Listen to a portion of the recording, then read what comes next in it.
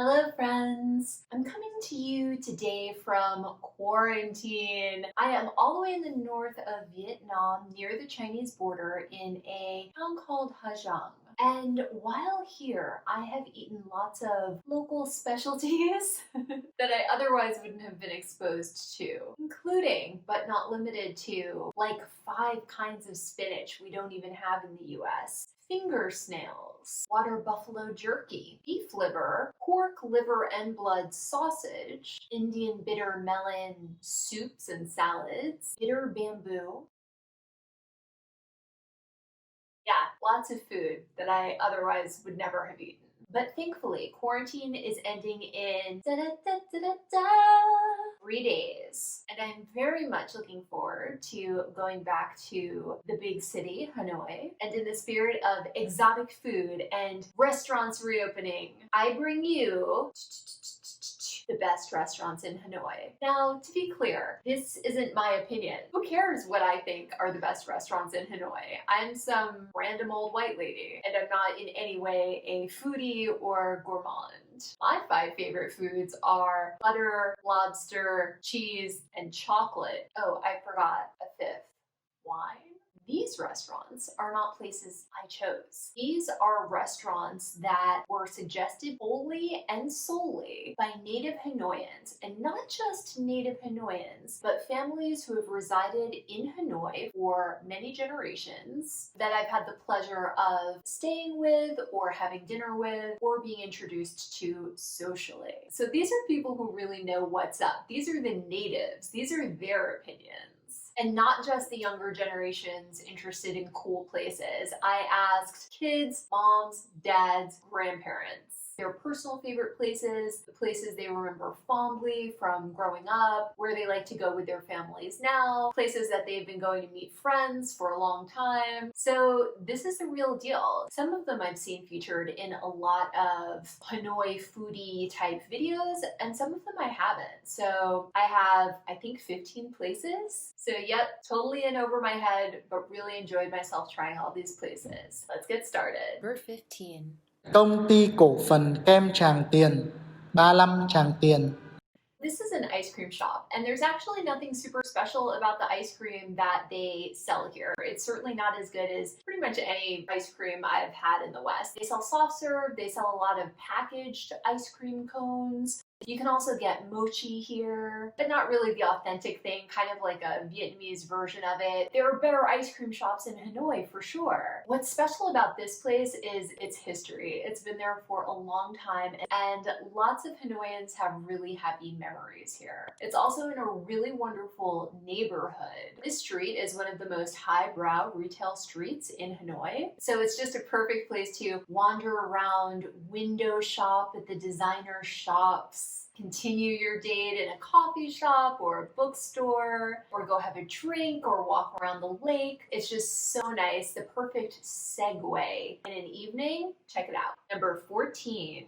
Bánh rán Gia Trịnh, ngõ 16A Lý Nam Đế. This bakery is hidden in a non-touristy neighborhood, and they sell almost exclusively traditional Vietnamese desserts, made mostly from recipes that date to the 40s and 50s, so a time when people had enough money to make delicious desserts, but hadn't yet been strongly influenced by Western preferences. The flavors here are things that you just cannot find in the West, as far as I know, and I'm from New York City, where you can generally find the best of everything all the time. They not only have snow skin moon cakes, for example, they have wormwood and jackfruit flavored sweets, pea flower and mugwort flavored sweets. They own their own farm, so everything is organic, fresh, delicious. If you want a true taste of Vietnam, this is the place to buy a dessert. Number 13. Bún cá sâm cây si,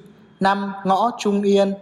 This restaurant is in an alley on a corner. They've been in business for over 25 years, and it is owned and run by 3 generations of women. They are famous for their fried fish roll, and apparently it's one of the most popular catering items in Hanoi for weddings, funeral anniversaries, birthday parties. It's a must. When I was there, I had the dish that was recommended to me by the family who told me to go to this restaurant. A really rich, tasty, scary fish stew. It was really so interesting. It not only had chunks of really, I feel crazy saying words like this, but succulent fish, but it also had crispy, perfectly fried, thin fish skin, which is something I would never have considered eating before. It's one of the weirdest looking, best tasting meals I've had since I first came to Hanoi months ago now. Highly recommend. Number 12. Bún ốc cô thêm, 6 hàng chai. This restaurant, wow. The place is over 100 years old. And it's incredible to think that this family has been living in this house, serving their family recipe from a restaurant downstairs for so many generations. The grandma was there when I was there, and she is almost 90 and saw me admiring the pictures. And through her grandson, she was able to tell me about how her husband was the last surviving person in one of these photos from probably 1925, where he's just a tiny little toddler and everybody's wearing their traditional garb. They asked me how I heard of the place, and I told them that the family I was staying with told me it was one of their favorite places to go. And I find it so wonderful and special that this is a Hanoi institution in the way that Katz's Deli or John's Pizza are in New York City. They're famous for one dish, although they also serve sort of appetizers to go with it, and that is snail rice noodles. I believe you can order them dry, but most people order them in a tomato-based broth. The poached beef side dish they serve is also quite popular, as are pork sticks, which are normally fried, but they're not fried here. They're cooked lightly and intended to dip into the broth. I'm not a big meat eater, so I was in love with the pork stick or the poached beef, although I have enough experience now with local food to appreciate that the pork stick was maybe just okay and the poached beef was pretty good. The snails also, the way they're cooked, they're a little bit bigger and they're a little bit tougher than I guess I am used to.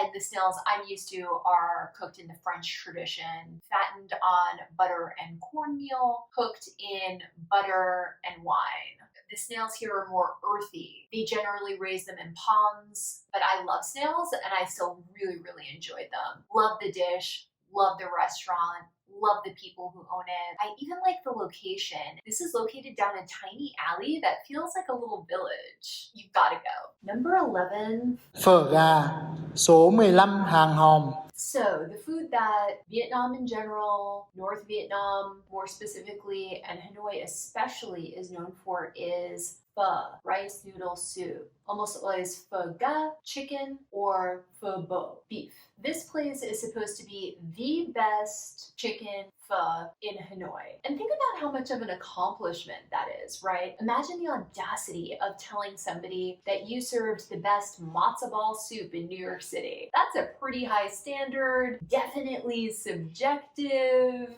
a really ambitious claim, right? Yet, multiple people told me that this lady makes the best chicken pho in Hanoi. And, dear viewers, I did not eat it. We know that sanitation standards are different in Hanoi and in Vietnam than they are in most places in the Western world. Food and utensils are washed, don't get me wrong, but refrigeration standards aren't always there. There's a lot of buying and selling food on the street, and I don't just mean in the street, I mean literally sitting on the street, and people eat in settings that it's hard for me to accept. On dirty sidewalks, in dirty alleys, very low to the ground, with a lot of air pollution from all the motorbikes passing by, and all the men constantly smoking like chimneys. There's a gross element, for me anyway, to the street food experience in Hanoi that I think rarely gets mentioned in foodie videos. And I admit, I just couldn't with this place. I just couldn't. I walked down the alley into the kitchen, saw the lady, saw her setup, saw what I saw, and I just couldn't. I don't know. I'm sure it's fine, or I'm not really sure it's fine, although it may still be the best chicken pho in Hanoi. At any rate, if you want to go try it, she only works early in the morning for the commuters and late night for the night owl partiers. There's no lunch served here. So, number 10. Chè 4 mùa, số 4 hàng cân. This restaurant was recommended to me as the best place to get traditional desserts in Hanoi. It's been around since 1975. They do a brisk takeaway and delivery business, as well as having a pretty spacious eat-in area. It is packed constantly, and that's typically the sign of a good, popular local place. They sell almost exclusively hot soup-style desserts and cold yogurt-based desserts. I believe they also have yogurt teas or coffees and slushies and that sort of thing. But my favorite thing to eat there is hands down the hot, sweet desserts. They're typically glutinous rice balls filled with something interesting, served in a warm, light syrup made with sugar but also flavored with cinnamon, nutmeg, orange, different seasonal spices or fruits.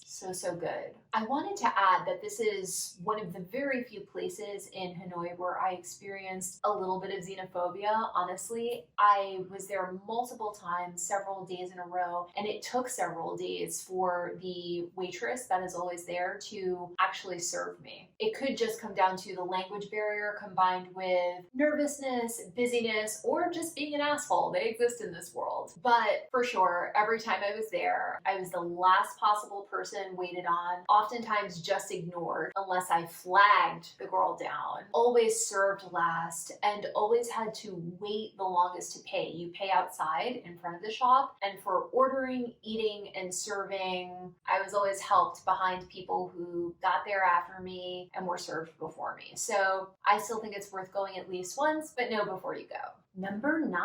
Cà phê Giảng 39 Nguyễn Hữu Huân. So this cafe is famous not only in Hanoi, but nationally and even internationally. It is currently franchised. It has a single franchise location. This is the home of the famous egg coffee. Once upon a time, I believe the 30s and 40s to be exact, when the French still ruled Indochina, though far from home, they still preferred French fare, which is why there are so many loan words in Vietnamese from French for basic popular foods and drinks, like beer or bière is bia in Vietnamese, or coffee, café, is café. That said, at the time, the things required to make traditional French food were not typically available this far away, most notably fresh milk. In fact, it is still pretty difficult to find fresh milk in Vietnam. Most restaurants and cafes you go to don't even have it, don't serve their coffee with it. And one of the richest people in Vietnam actually built her fortune by importing German cows and starting a company that sold fresh milk products out of little storefronts, marketing it to parents as a healthy breakfast and snack option for their children. But I digress. I promise I'm getting around to my point.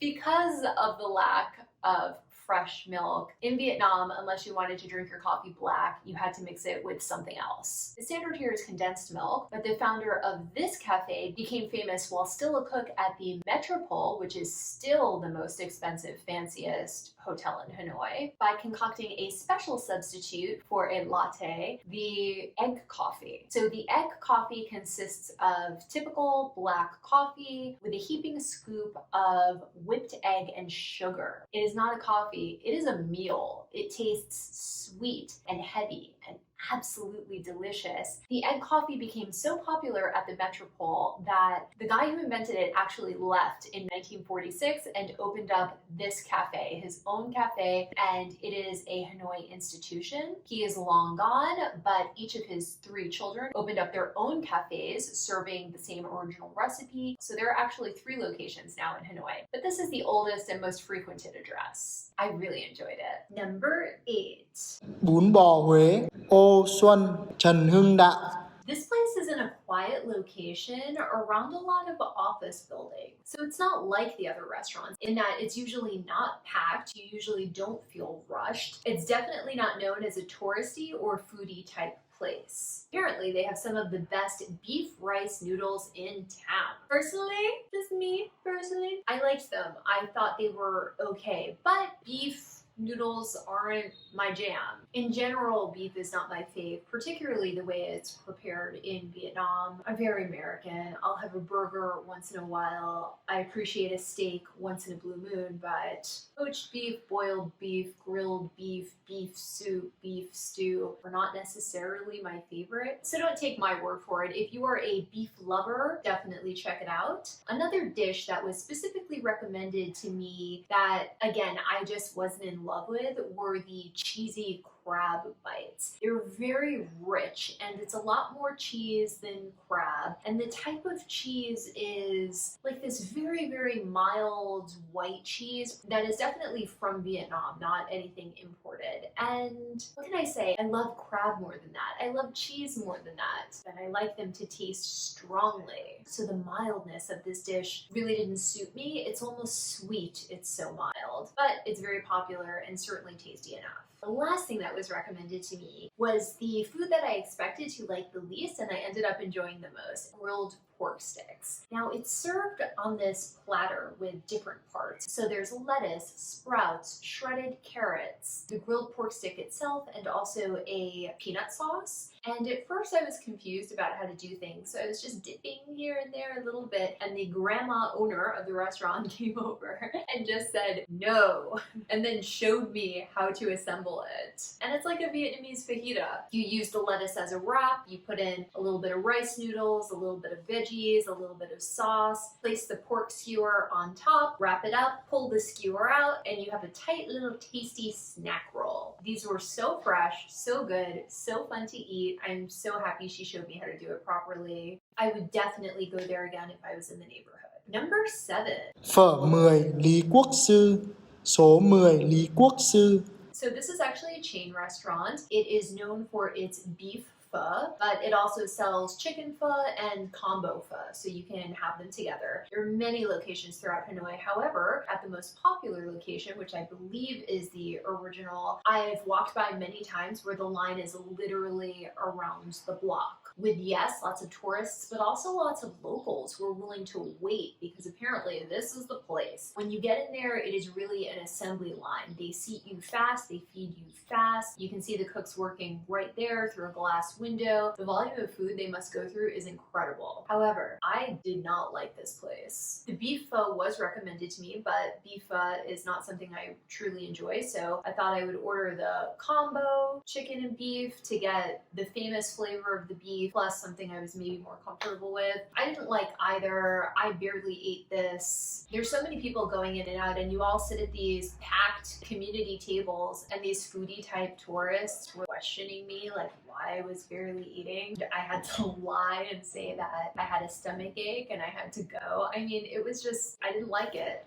I didn't like the food, I didn't like the ambiance. But it's very famous and real Hanoians do go there. So if you like beef pho, be my guest. Number 6. Phở gia truyền bát đàn, 49 bát đàn. Plot twist, there actually is beef pho I really, really like and enjoy in Hanoi and would go back for more, and that is from this place. So if you don't like beef pho, this is the spot. If you love beef pho, this is the spot. They also serve a combo beef and chicken pho that's supposed to be great. I did not have that. When I was there, a lot of people were eating that, so I would eat it if I went back. They have weird hours here, so that's something to be aware of. They're really only open for breakfast, not for dinner. When I was there, it was packed. There was a line of people waiting to sit down, and there was a constant stream of motorbikes coming to pick stuff up. So you've got to go. Number 5. Xôi Yến, 35B Nguyễn Hữu Huân. This place is famous for their sticky rice bowls. Now, sticky rice is usually a breakfast item, but this place is 24/7 like IHOP. And the cutest thing about this place is there's a fat old dog there. Lives off the scraps, I think. She's so cute. 2 dishes here were recommended to me. First, the safer choice, the chicken and mushroom sticky rice bowl, which was tasty. But the one I loved, fell in love with, was the pate red sausage char siu bowl. It was fantastic.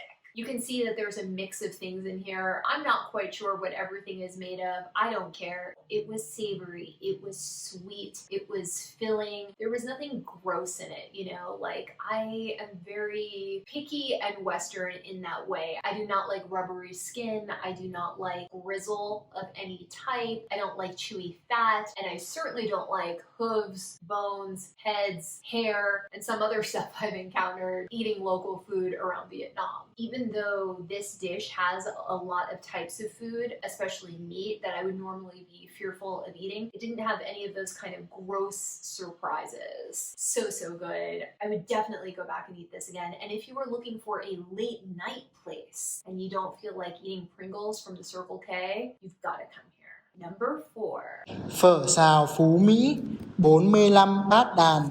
This is fried pho noodles with beef, and the flavors and the textures, the heaviness of it and the creaminess of it are very much like beef stroganoff or perhaps chipped beef if you're familiar with that dish. It's salty, it's fatty, it's creamy, it's heavy. The beef is so thinly sliced and tender. They give you a pile of food and it's so filling and warm and it's just so delicious. The idea of eating beef in the morning is sort of foreign to me. This dish made me totally get it. It's the only dish they serve at the restaurant. It's what they're famous for. It was completely packed with locals and people were waiting outside during lunchtime. I love this place. Number 3. Bánh cuốn gia truyền Thanh Vân 12 hàng gà. So banh cuon is a famous dish in Hanoi. It's crepe-like, but there are no eggs in it. The paper-thin crepe is actually made from steamed and fermented rice. And the typical filling is minced pork or tiny little shrimp, along with woodier mushrooms and sometimes other vegetables. This place is famous for this dish, and it was good. Not excellent, not delicious, in my opinion, just good. Satisfying, tasty, okay. I'm happy I tried the dish. I won't seek the place out again. Another thing that was recommended to me was a Vietnam staple, chả quế, which is a cinnamon-flavored pork sausage. But it's not the type of sausage that we have in the West. There's really no variation in the texture. It's a very homogeneous, sort of rubbery texture. When I first saw it, I didn't even realize it was a meat product. This is a staple. This is something that you'll find accompanying many dishes in Hanoi. I don't like it in general, and I didn't like this one either, but apparently if you do like it, this place is serving the most delicious fresh version. It's just not for me. Number 2.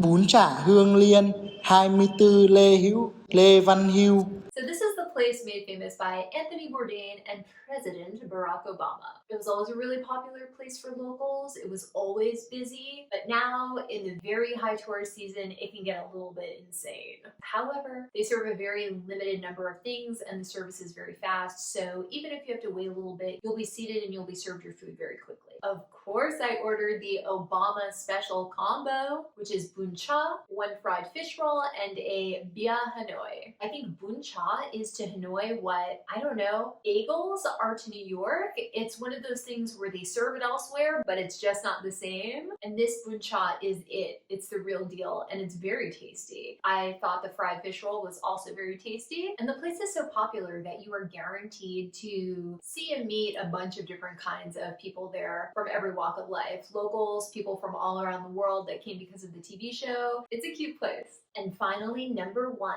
the most consistently and highly recommended by locals restaurant in the city of Hanoi. The legendary, the one, the only. Chả cá Lã Vọng 14 chả cá. So, I'm really sorry to break your heart, but I thought it was just okay.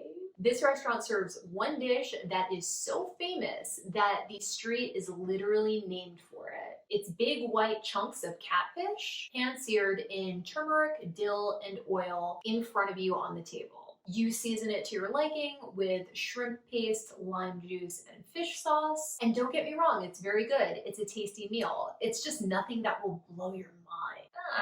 There's another place called Cha Sa Tan Long, which is newer but makes the exact same dish, in my opinion, better and in a better environment. However, native Hanoians recommend this restaurant as part of their patriotic duty. I'm not even joking. The family that owns this restaurant, the, forgive my pronunciation, Duan family, has been making this dish since the mid-19th century. And during that time, basically ever since the French colonized northern Vietnam as Tonkin and made Hanoi their capital, the resistance fighters met at this restaurant, in this house, and ate this fish. Seriously, I don't believe America has a restaurant like this that goes all the way back to the Revolution, where people can solidly say, this is where the men of the resistance met and they ate this dish. But if I'm wrong, please let me know. I would love to go there. Maybe there's a place in Boston or something I'm not aware of. So yeah, this place is a Hanoian institution, a site of political pilgrimage, and a Vietnamese national treasure.